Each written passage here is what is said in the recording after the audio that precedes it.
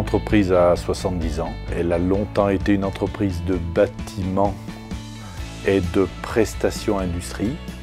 Et moi, depuis que je l'ai reprise, il y a une petite trentaine d'années, on s'est réorienté sur la tôlerie industrielle avec un matériel plus technique. On joue la carte aussi bien de prestataire laser, où on débite, que ce soit laser tôle ou laser tube. On fait des fois des prestations partielles pour nos confrères métalliers qui sont moins outillés. On sait faire de la pièce finie pour l'industrie. On a toujours renouvelé notre effectif par le biais de l'apprentissage, avec la FPMA, où on a vraiment une démarche industrie parce qu'ils ont des machines qui sont proches des nôtres et une formation qui forme à nos métiers de pièces techniques de tôlerie. J'ai un apprenti en bureau d'études, il est actuellement à l'école à la FPMA. J'ai un apprenti en bac pro.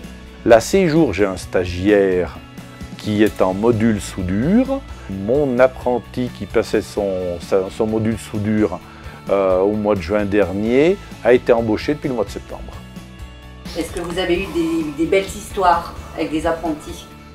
Oui, bien sûr. Peut-être même la dernière est un bel exemple. Le jeune est arrivé, il était à la dérive, scolairement. J'avais demandé le livret scolaire, puis j'ai vraiment vu que le jeune, il avait tout abandonné depuis longtemps.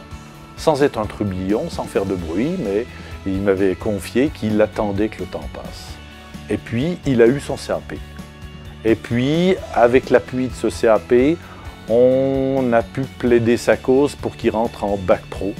Donc la fête continue. Alors, en étant prudent, on a incorporé une année de mise à niveau, mais c'était pas prédit d'avance.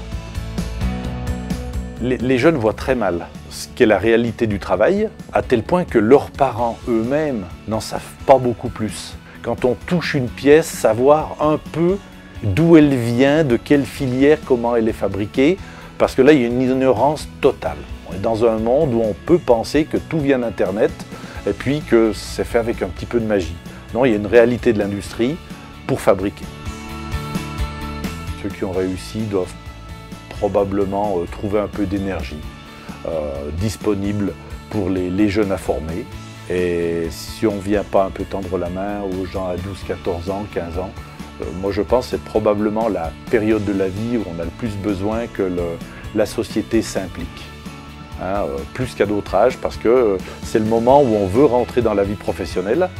Et il faut savoir si on va être un appui pour cette société ou si on va être un poids.